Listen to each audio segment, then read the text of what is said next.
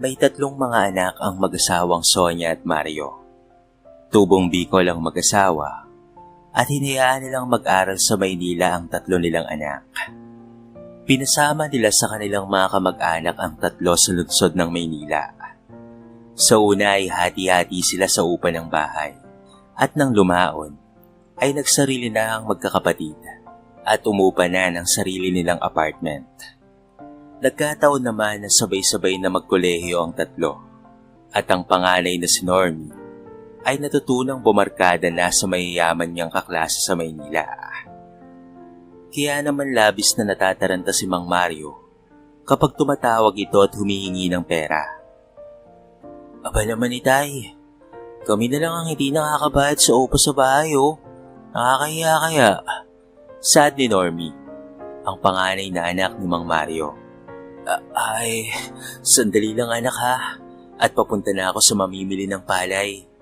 Hindi naman kasi kaagad ako makakadalensya ng pera dahil noong isang buwan ay nagbayad ako ng tuition nyo at nasairan ako ng pera anak. Tatlo kayo, kaya sana naman ay maunawaan nyo. Buwan-buwan ay ganoon ang kanilang senaryo at halos hindi na umuwi ng probinsya ang magkakapatid. At kapag hindi makapagpadala si Mang Mario, ay galit na galit ang kanyang tatlong mga anak. Mang Mario, huwag mo pong sanayin na ginaganyan-ganyan kayo ng tatlo niyong mga anak. Dapat ay matuto silang makiusap at igalang kayo bilang ama nila. Payo ng kanilang kapitbahay na si Simeon. Si Simeon na lamang ang kanilang daingan at wala na silang inililihim pa sa kanilang kapitbahay na ito.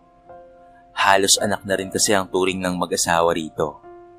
Katukatulong rin kasi ni Mang Mario sa Simeon sa kanyang palayan at nyogan. Alam na alam ni Simeon ang hirap ni Mang Mario at nasasaktan siya para sa mag-asawa sa tuwing nakikitang pinabastos ang mga ito ng kanilang tatlong anak. Maging ang kanilang mga kamag-anak ay sinisisi rin ng mag-asawa sa pagpapalaki sa tatlong anak nila. Sinasabi ng ilan nilang mga kamag-anak na sana ay hindi na lamang sa Maynila pinag-aral ang tatlo dahil pwede namang sa bayan na lamang nila. Pero dahil sa kagustuhan ng tatlong anak ni Mang Mario na sa Maynila mag-aral at alam ni Mang Mario na kaya niya, kaya hinayaan ng mag-asawa kung ano ang gusto ng kanilang mga anak. Hanggang sa hindi na nga umuwi ng probinsya nila ang mga ito. Kahit anong okasyon man ay hindi na bumalik pa ng Bicol ang tatlo. Maging Pasko o bagong taon man at maging kaarawan ng kanilang mga magulang ay nilimot na ng mga ito. Tatawag lamang ang mga ito kung kailan wala na silang pera o kung kailan kailangan na nila ng pang-tuition at pambayad sa kanilang tinitirhang apartment. Ang cellphone naman ni Simeon ang ginagamit ni Mang Mario upang makontak nila ang kanilang mga anak. Kaya naman saksi si Simeon sa nangyayari sa mag-anak. Pakisabi naman kay Itay, dagdagan ka mo ang padala. Lumalaki na ang aming gastusin dito sa Maynila Graduating na ako at may mga bayarin na akong dapat na bayaran kaagad. Text ni Normie sa cellphone ni Simeon.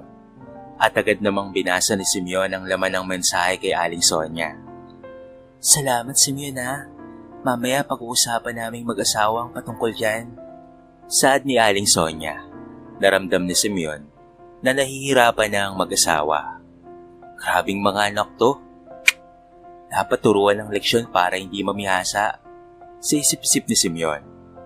Dumating nga si Mang Mario at kaagad tinura ni Aling Sonia ang dalang mensahe ni Simeon mula sa kanilang anak sa Maynila. Agad namang napakamot sa ulo si Mang Mario at sinabing saan siya kukuha. Gayong kakapadala lamang niya ng pambayad ng bahay. Dahil doon ay napaisip ang mag-asawa sa kanilang sitwasyon. Kita mo yan Mario? Ang ugali ng mga anak mo? Lalo na siguro kung malalaman nila na atin ang lupain na sinasaka mo. Kung siguro inamin natin sa kanila na hindi tayo tenant, baka hindi lamang yan ang gawin nila sa atin. Napakawalang galang ng mga anak natin Mario. Hindi pwede ang laging ganyan na para bang tumatay tayo ng pera. Kailangan nating supilin ang kanilang pag-uugali. Saad naman ni Aling Sonia. Tama ka. At alamin natin kung totoong nagsisipag-aral ba talaga sila ng tama sa Maynila. Tatanungin ko ang mga kamag-anak ko na kanilang mga kapitbahay doon. Sagot naman ni Mang Mario. Nang dumating ang petsa ng kanilang bayaran ng tuition, sakto pa rin ang ipinadalang pera ni Mang Mario. At doon humantong para magwala sa galit si Normie at sinabi sa text na kulang ang pinadala ng kanyang ama. Agad namang nag-load si Simeon ang pangtawag at pinatawagan niya kay Mang Mario ang kanyang anak na si Normie. Napakabastos mong bata ka. Bakit hindi mo muna ibayad ang pinadala ko na pang tuition nyo? Anong akala mo sa akin? Namumulot ng pera sa palayan? Hirap na hirap kaming magsaka para lamang maipadala ko sa iyo ang nararapat. Pero kung hihingi ka, ay kaagad-agad at gusto mo agad-agad ko ring ipapadala ang pera sa iyo. Walang ganun, Normie. Hindi tayo mayaman. Awa ka naman sa amin ng ina mo. Hirap na nga kami dito eh. Halos walang matira sa aming pera. Maipadala ko lamang sa inyo ang lahat ng kinita ko. Ano bang klase kayong mga anak ha, Normie? Wika ni Mang Mario. Abay tay, baka akala mo ay mura ang mamuhay dito sa Maynila. At alam mo naman na lahat kami ay college na at lumalaki na ang gastos naming tatlo. Kung hindi mo pala kayang magpaaral sa Maynila, dapat hindi mo na kami pinaluwas. Saad pa ni Normie. O sige, umuwi na kayo dito sa Bicol at tumigil na kayo sa pag-aaral nyo.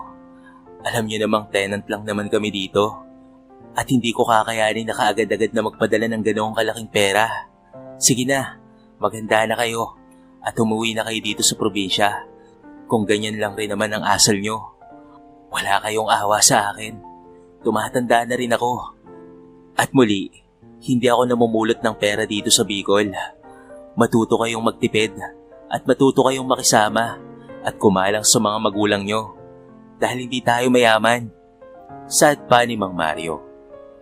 Pinabaan lamang si Mang Mario ng telepono ni Normie at galit na galit ito sa kanyang ama. Natuwa naman si Simeon dahil tinuruan ni Mang Mario ang kanyang anak ng tamang asal. Pero nasasaktan si Mang Mario dahil ang totoo ay kaya naman niyang pag-aralin sa Maynila ang kanyang tatlong anak. Pero hindi naman po pwede na kada hingi nila ng pera ay agad niyang ipapadala ang halagang gusto nila. Malungkot na umuwi ng bahay si Mang Mario at sinalubong ito ni Aling Sonia at sinabing kumalma muna at hayaan kung ano ang gagawin ng kanilang tatlong anak. Pero ilang araw lamang ang dumaan ay nag-text ulit si Normie at sinabing okay lang na ganoong halaga ang ipadala sa kanila. Pero nireplyan ito ni Simeon at sinabing pumapayag naman ang kanilang ama. Kaya lang ayusin nila ang pananalita dahil sumama ang loob ng mga magulang nila. Pero sumagot si Normie na huwag itong makialam dahil hindi naman siya ang kausap at hindi naman siya kaano-ano. Nasaktan si Simeon at sinabing sa kanya ang cellphone at huwag nang magte-text pa sa cellphone niya kung ganoon lang rin naman. At titignan niya kung papaano makakahingi ng pera ang mga ito. Hindi na lamang sumagot si Normie at napaisip siguro na wala ngang ibang paraan para makontak niya ang kanyang mga magulang kung hindi sa cellphone ni Simeon. Pinilit naman ni Mang Mario na makontak ang kanyang mga kamag-anak sa Maynila at itanong kung totoo bang nag-aaral ang kanyang tatlong anak at kung ano ba ang kalagayan doon. Sa tingin ko naman po, Tio Mario, ay nag-aaral si Normie at ang dalawa mo pong anak. Ang napupuna ko lamang po kay Normie ay napapabarkada po ito sa mga may kaya sa buhay na taga Maynila at pilit na sumusunod kahit hindi naman niya kaya.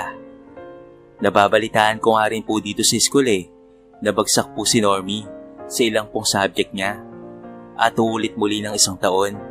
Hayaan nyo at kukontakin ko po ulit kayo kapag may nabalitaan po ako. Sad ng pamangkin ni Mario na nasa Maynila rin. Malungkot na ibinaba ni Mang Mario ang cellphone ni Simeon at nahalata ito ni Simeon na sumama ang loob ni Mang Mario. Hindi na nagtanong pa si Simeon kahit nararamdaman niya na may masamang balita itong nalaman. Umuwi na lamang si Mang Mario na napakalungkot. Dumaan naman ang mga panahon na maganda ang ani ni Mang Mario at malaki-laki ang kinita nito sa kanyang palayan. Maging sa kanyang nyogan ay malaki rin ang kinita niya, kaya nakapagtabi siya ng malaking pera. Inipon ito ni Mang Mario upang siya ay makaluwas mismo sa Maynila at gugulatin niya ang kanyang tatlong anak. Balak niyang magpasama kay Simeon at rerenta sila ng isang van at hindi nila ipapaalam kay Normie na luluwas sila sa Maynila. Hindi kasi maganda ang tinura ng kanyang pamangkin at nag-aalala siya para sa kalagayan ng kanyang panganay na anak. Mabuti pa nga, Mario, at nang sa gayon ay magulat sila sa pagdating mo doon. Hindi na kita masasamahan pa, ha? Hindi ko na kayang bumiyahe eh. Medyo matanda na ako at hindi na kagaya noon na kaya kong lumuwas sa balikan. Ani ni Aling Sonia.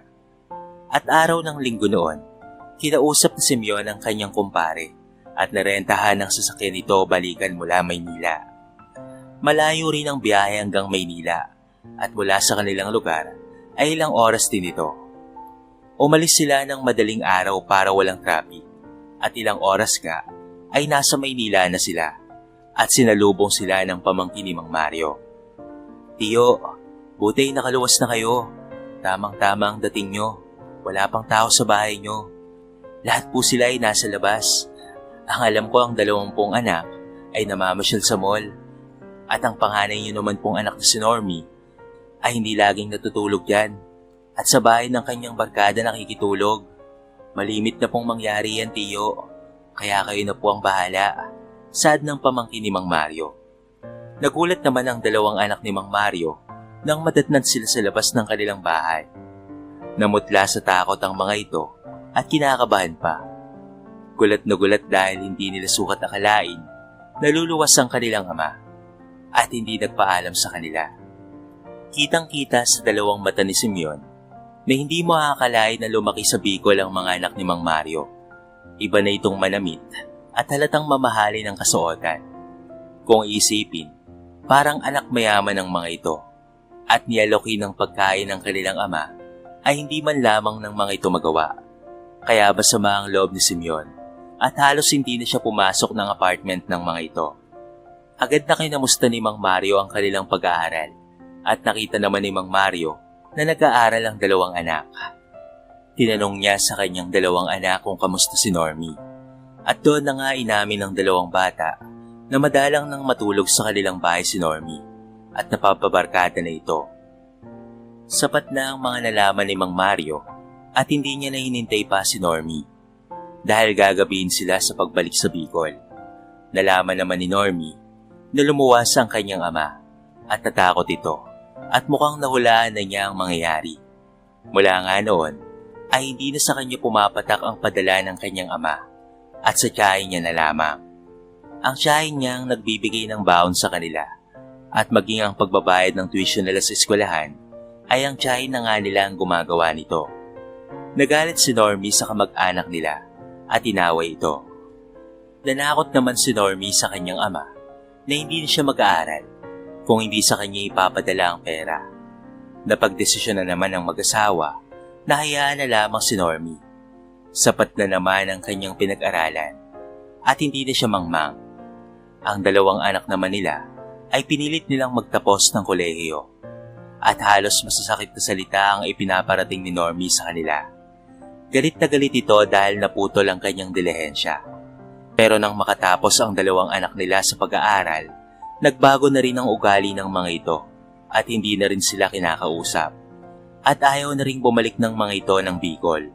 Nabalitaan na lamang nila na may mga trabaho na ang mga ito at niyang kamustahin sila ay hindi man lamang ng mga ito magawa.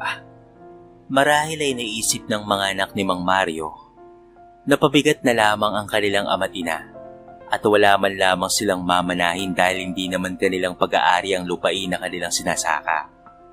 Dahil wala nang sinusustentuhan ng mag-asawa, maluwag naman na sila sa pamumuhay ngayon.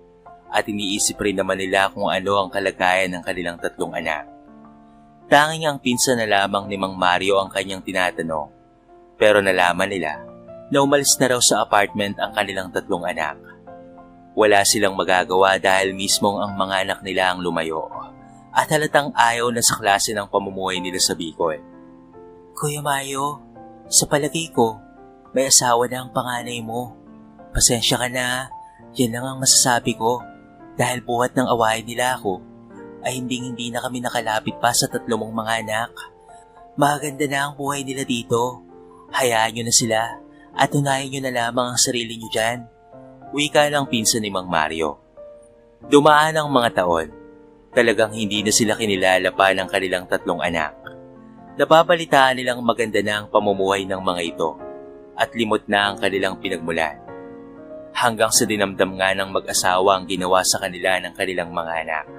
Si Mang Mario ay palaging mataas ang presyon at lagi na lamang itong nakahiga. Simeon, wala akong ibang mapagkakatiwalaan sa bukid kung hindi ikaw lamang. Pasensya ka na at humina na ang katawan ko, ha? Hindi na ako kagaya noon na kaya pang mag-araro ng palayan. Si Sonia naman ay malabo na ang mata. Kaya ikaw na, Simeon, ang bahala. Para na kasi kitang anak. Huwag mong pababayaan ang ating sakahan, ha? Bili ni Mang Mario kay Simeon. Nag-aalala nga ako sa inyo eh. Pero huwag po kayong mag-alala. Ano man po ang mangyari, ay magtungo lang po kayo sa bahay. At kami na pong mag-asawa ang bahala sa lahat. Hindi ko po kayo pababayaan, Mang Mario. Pangako yan. Saad ni Simeon. Hindi na nga nakabawi pa ang katawan ni Mang Mario. At nakaalalay naman si Simeon maging ang asawa nito.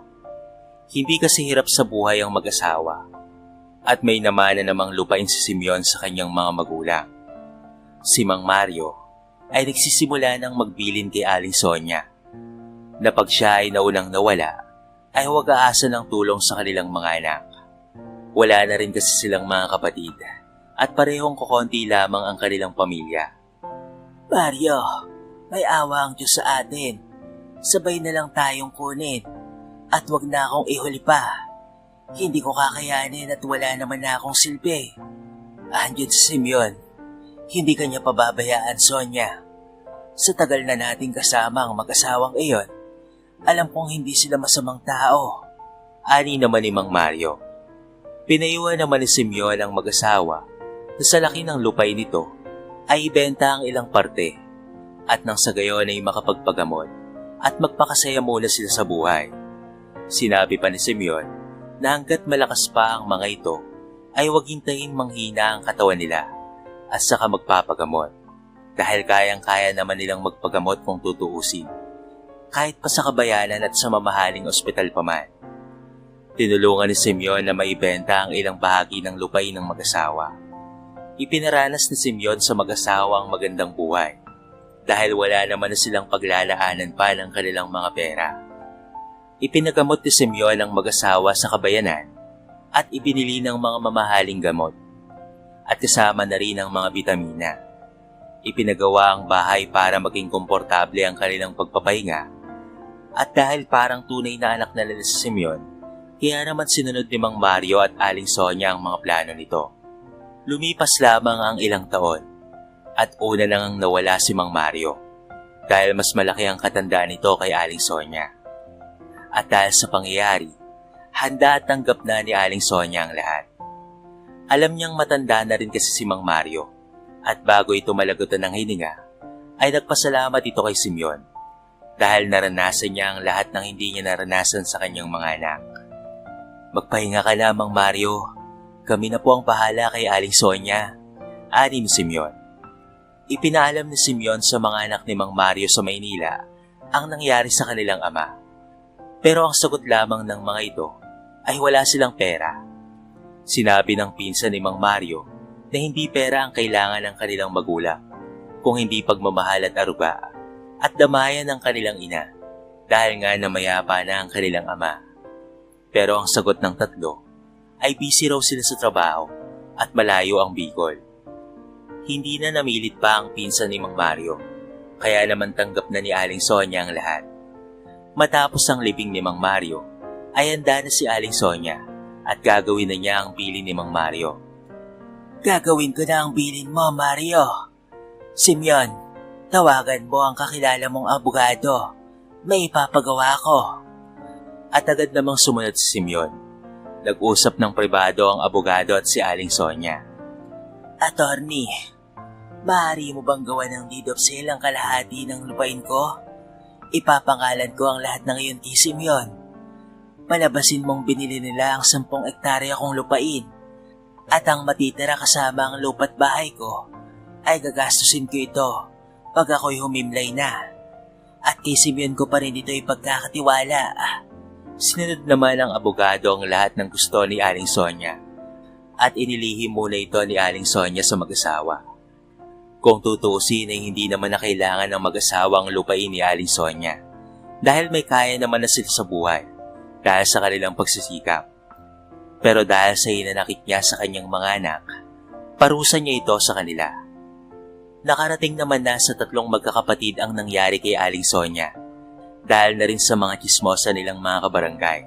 Nagulat na lamang ang magkakapatid dahil sinabi ng mga kakilala nila na gumanda na ang buhay nila sa Bicol at hindi na naghihirap ang kanilang ina kahit ito ay solo na sa buhay. Dahil nga sa gahaman sila sa pera ay kinontak nilang muli si Mang Simeon at pinakausapan na kakausapin nila ang kanilang ina.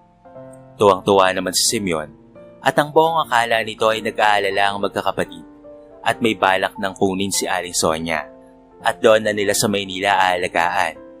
Pero nagkamali pala siya at rinig na rinig niya na umiiyak si Aling Sonia at nagagalit kay Normie habang kausap ito sa telepono. Mukhang may naiwan atang pera si Itay Bakit hindi mo man lang sinabi sa amin, Inay Ang ganda na daw ng buhay mo. At saan ka kumukuha ng pera kayong patay naman na si Itay? Hindi ba dapat naming malaman yan? Dahil anak mo kami? Alangan namang ikaw lang ang magpakasarap sa iniwang pera ni tatay. Siguro binayaran na siya ng may-ari ng lupa bilang tenant. At dapat, alam namin yan dahil anak kami. Wika ni Normie. Ganun ba anak? Yan ang sadya mo sa akin? Ang buong akala ko pa naman ay kakamustahin mo ang kalagayan ko. Yan lang pala ang gusto mong malaman? Kaya ka tumawag? Napakabuti mong anak, Normie. Panganay kitang anak. At akala ko ay napakabuti ng pagpapalaki ko sa'yo. Maging ang 2 mong kapatid ay naimpluwensyahan mo na rin. Pero kahit pa may iniwan sa akin ang inyong ama, pera man yan o kung ano pa man, at kahit pa binayaran kami ng may-ari ng lupa, ni singkong duling ay hindi nyo matitikman. Matagal pa ang buhay ko. At kailangan ko pa ang pagpapagamot. Alam niyo naman na bulag na ang kaliwa kong mata. Ngayon, Normie, kung wala ka ng iba pang sasabihin, at kung may habol ka man, magdemanda ka at harapin kita. Sabay luha ni Aling Sonia.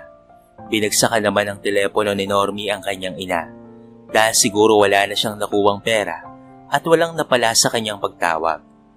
Kaya ay pinagtapat na ni Aling Sonia kay Simeon ang lahat-lahat at sinabi niyang siya na ang may-ari ng lupain nila. At ginawa niya iyon para hindi na maghabol ang kanyang mga anak. Basta ang pakiusap lamang niya ay tignan-tignan siya dahil bulag na siya at nagsosolo na sa buhay. Napaluha naman si Simeon at ayaw niya ang ginawa ng mag-asawa na ipinamana sa kanya ang mga ari-arian ng mga ito. Pero wala na siyang magagawa pa. Sinabi niya na lamang na kahit naman hindi siya pamanahan, ay gagampanan pa rin niya ang pag-aalaga kay Aling Sonia dahil para sa kanya ay tinuring niya na itong tunay na ina. Dahil nga marangyana ang buhay ni Sonia, ay pinilit niya nang hindi maramdaman ang hirap ng buhay. Tumagal pa ang buhay nito. At sa loob ng ilang taong iyon, isa-isang naghirap ang kanyang mga anak at nasaksihan niya ang bagay na iyon. Nagpaparamdam na gusto nang bumalik ng mga ito sa Bicol.